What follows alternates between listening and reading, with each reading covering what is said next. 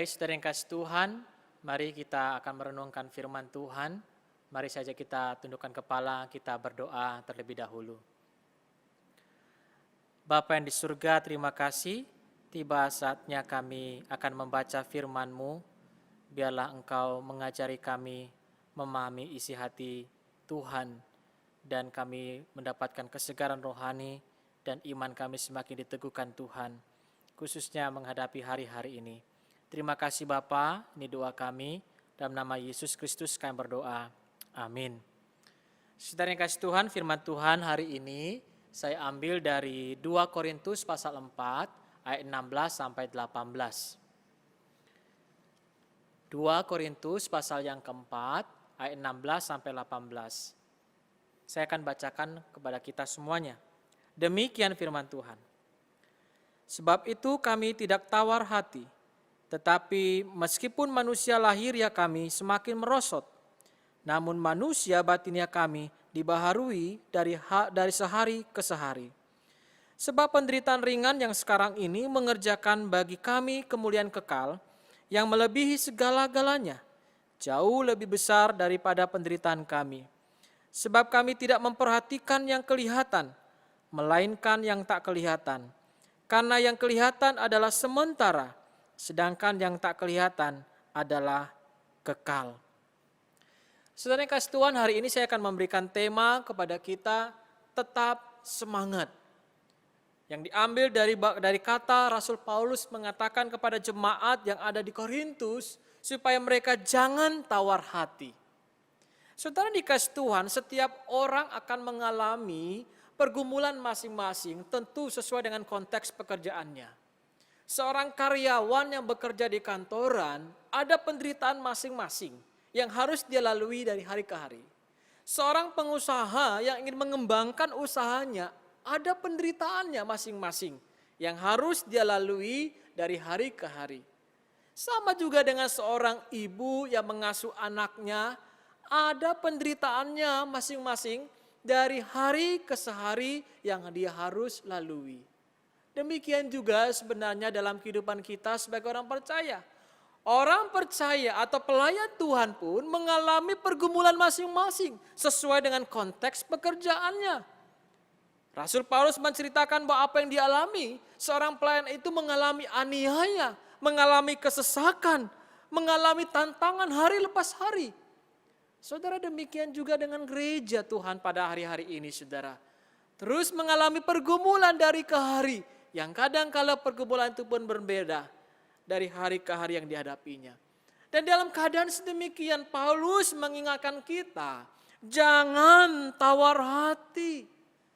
Saudara, ketika dikatakan jangan tawar hati, ada kemungkinan bahwa kita akan dan bisa mengalami yang disebut dengan tawar hati, saudara. Saudara, sikap tawar hati adalah satu sikap apatis, satu sikap yang dimana tidak ada motivasi, tidak ada antusiasmenya.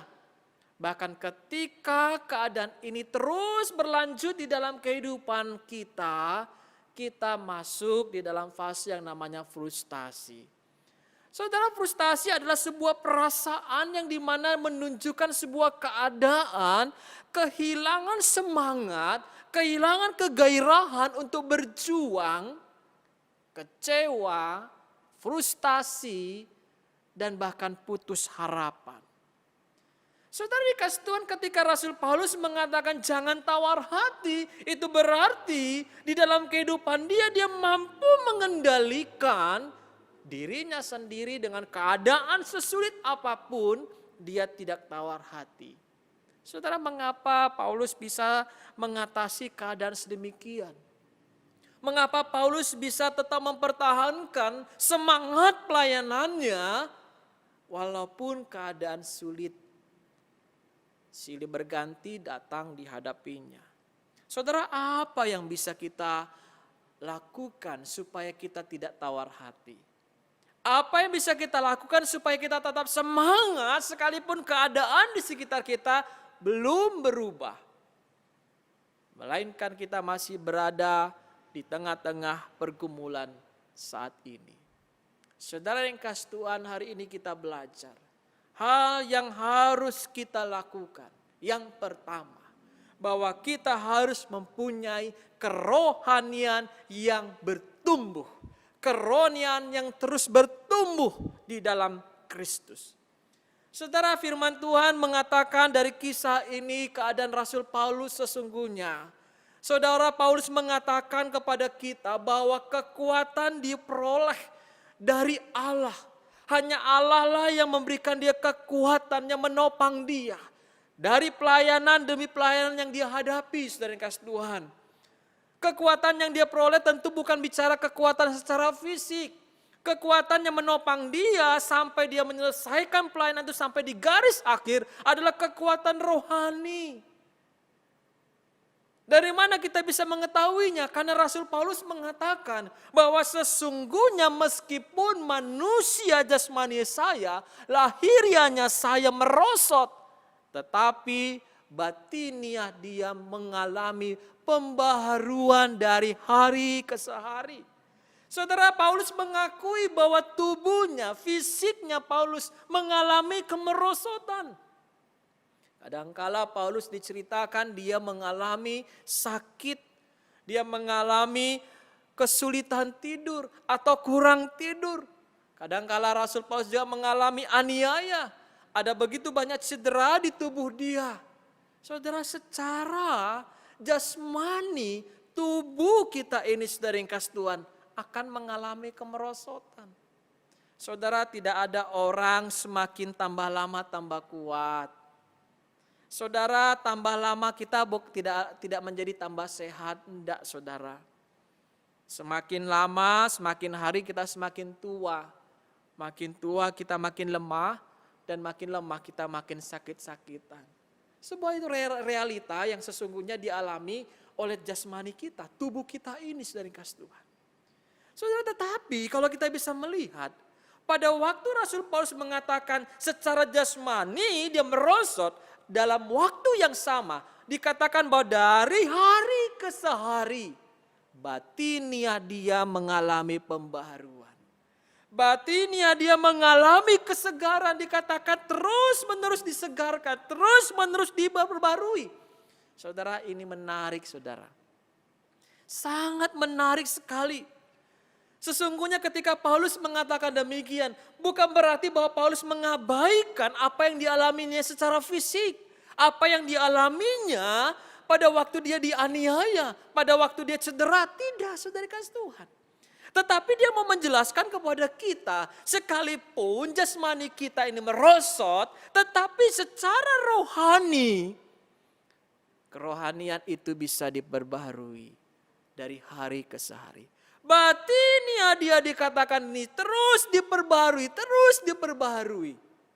Saudara, apa itu batiniah? Saudara, batiniah yang dimaksud sini adalah mencakup pikiran, perasaan, dan kehendak kita, saudara. Pikiran, perasaan, dan kehendak kita yang terus menerus diperbaharui oleh Roh Kudus.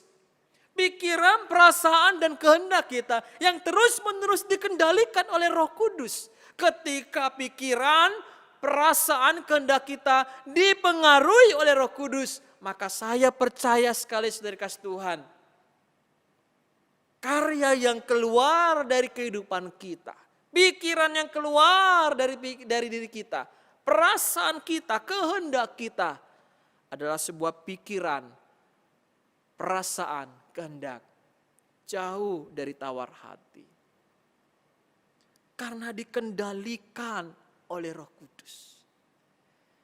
Inilah yang dimaksud oleh Rasul Paulus yang dikatakan bahwa terus diperbarui dari ke hari oleh Roh Kudus. Saudara kasih Tuhan, ada satu permainan. Nama permainan itu adalah rodeo. Saudara, permainan ini adalah permainan menjinakkan kuda liar. Saudara, dikatakan bahwa seorang penunggang yang handal di dalam permainan rodeo ini adalah seorang penunggang yang mampu bertahan di atas tunggangan kuda itu tanpa jatuh dalam waktu tertentu. Jadi ketika dia bertahan sampai dia tidak jatuh, saudara kasih Tuhan, karena dia mampu mengendalikan kuda itu. Saudara yang dikasih Tuhan, ilustrasi ini mau menggambarkan kepada kita bahwa sesungguhnya kalau kita melihat diri kita sebenarnya, kita ini adalah manusia yang liar. Pikiran kita liar.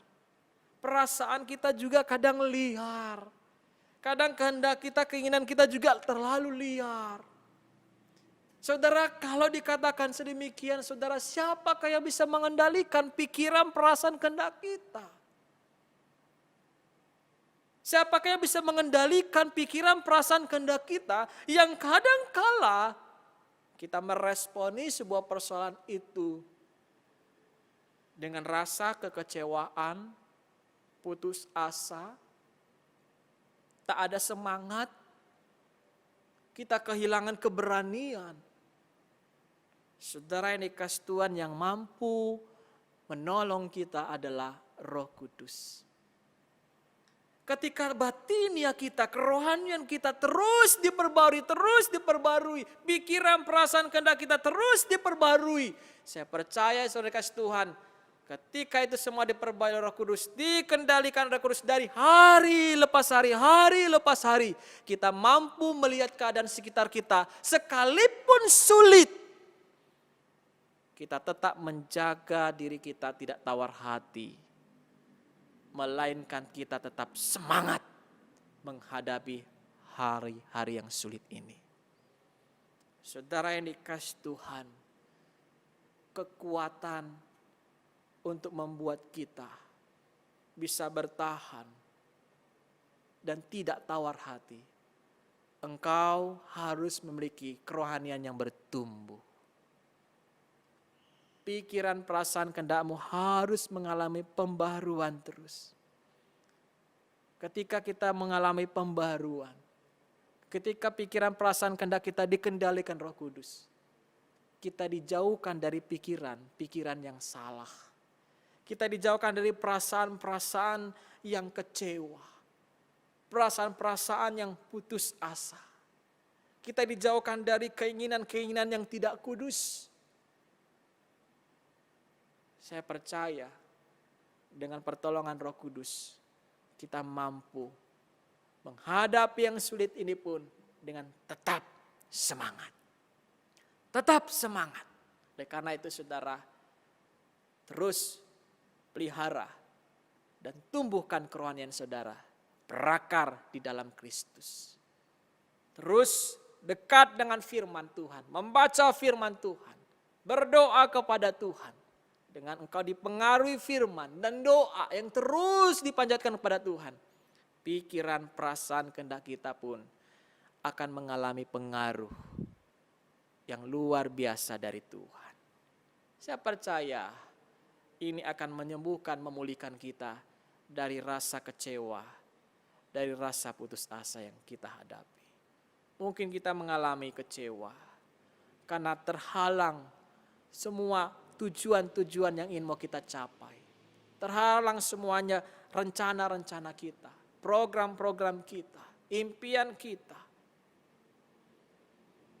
Tapi biarlah kita serahkan kehidupan kita untuk terus dikendalikan Tuhan.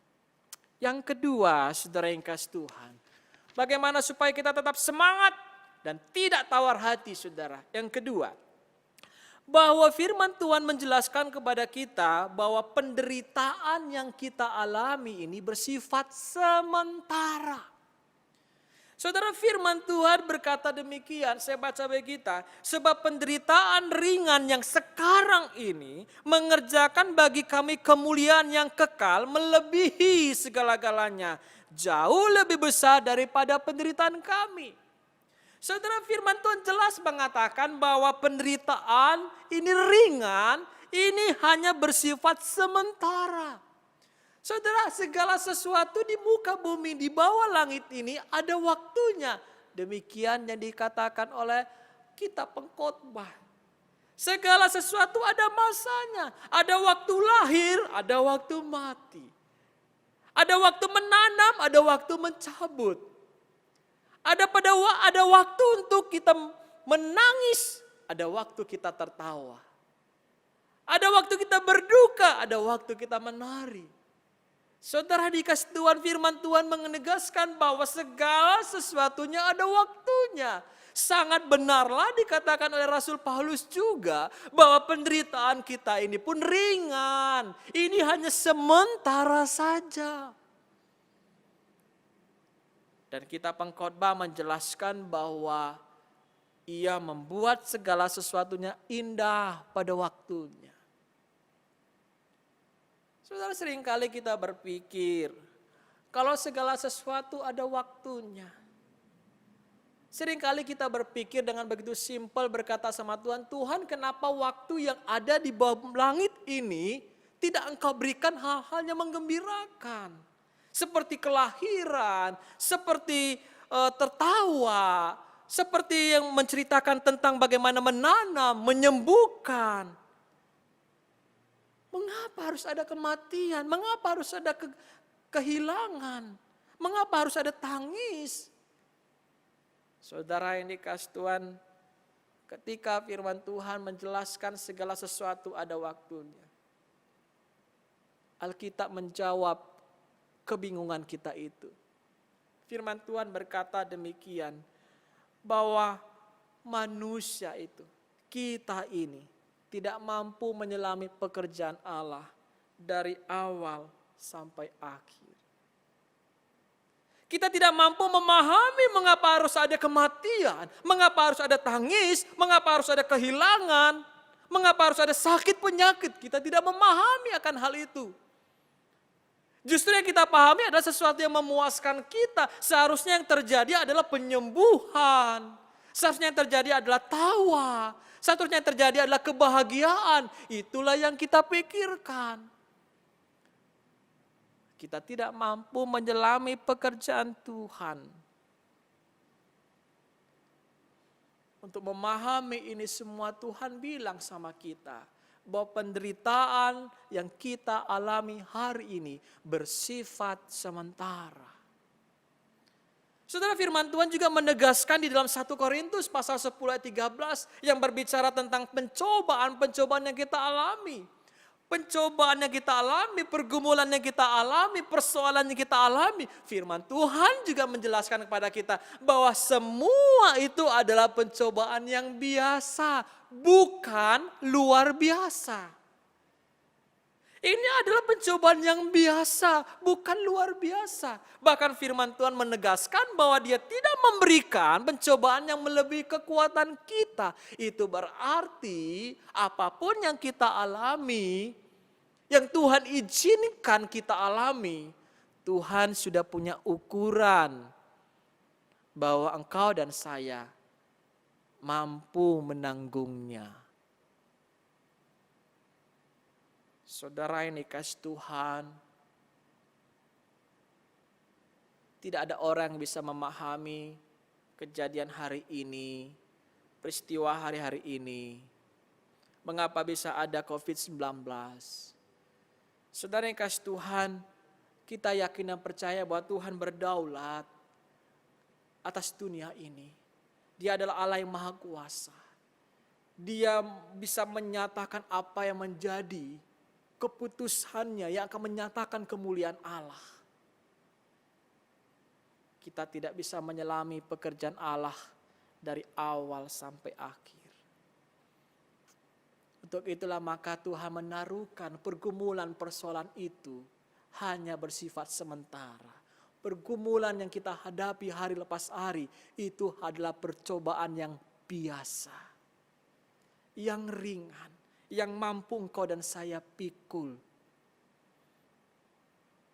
Saudara yang dikasih Tuhan,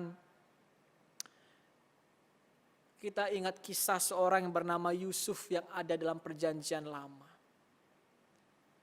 Yusuf ini diperlakukan oleh saudara-saudaranya tidak baik. Yusuf dijual oleh saudara-saudaranya kepada saudagar, orang yang datang dari Mesir dan dibawa dia ke Mesir. Dan direka-reka bahwa kehidupan Yusuf akan menderita. Bahkan kalau mungkin kehidupan Yusuf ini akan jauh dan lebih menderita. Saudara yang dikasih Tuhan, kita di zaman ini yang membaca kisah Yusuf, kita langsung bisa melihat endingnya. Menderita enggak? Tidak. Tapi coba Yusuf dan saudara-saudaranya pada waktu itu di zaman itu. Mereka tidak bisa mengetahui akhir yang akan dialami oleh Yusuf. Tetapi rekan-rekan manusia itu hanya terbatas. Tetapi apa yang sudah dirancangkan oleh Tuhan terhadap anak-anak Tuhan yang mencintai Tuhan. Segala derita yang kita alami itu hanya sementara. Hanya sementara, saudara. Sementara. Dan tidak selama-lamanya. Untuk itu saudara yang kasih Tuhan pada hari ini. Kita adalah anak-anak Allah. Ketika kita melihat ke depan sepertinya gelap gulita. Ketika kita melihat ke depan sepertinya jalan itu sangat jauh dan sepertinya tidak kelihatan apa yang di ujungnya. Tapi saya mau mengatakan kepada kita, percayalah bahwa Allah sedang mengarahkan kita kepada kebaikan Tuhan yang akan membawa kebahagiaan kepada kita. Apa yang kita alami hanya sementara. Kita tidak tinggal di bumi ini untuk selama-lamanya. Allah tidak merancang untuk hal itu. Karena Allah sudah menyiapkan kepada anak-anaknya surga, tempat yang kekal bersama dengan Allah selama-lamanya. Kalaupun penderitaan yang kita alami ini sampai kita bawa meninggalkan dunia ini. Tetapi kita tidak tinggal di dunia ini selamanya. Kita bersama dengan Allah di surga sana. Saudara, mari apa yang kita alami hari ini, jangan tawar hati, tetap semangat. Semuanya akan berakhir karena semua hanya sementara. Percayalah, ancaman COVID-19 hari-hari ini di Indonesia, di seluruh dunia, ini hanya sementara. Kapan berakhir? Kita tidak tahu. Tapi Tuhan bilang sementara. Jadi dituntut oleh Allah adalah di dalam pergumulan kita sedemikian, mari pelihara kerohanian kita, tetap bertumbuh kepada Kristus, berakar di dalam Kristus, supaya iman kita tidak digoyahkan, supaya kita tetap semangat menghadapi hari-hari esok. Karena persoalan hari ini, pergumulan hari ini hanya sementara. Biarlah kita menghadapi hari esok, esok dan esoknya dengan iman yang teguh pada Kristus. Amin, kita berdoa.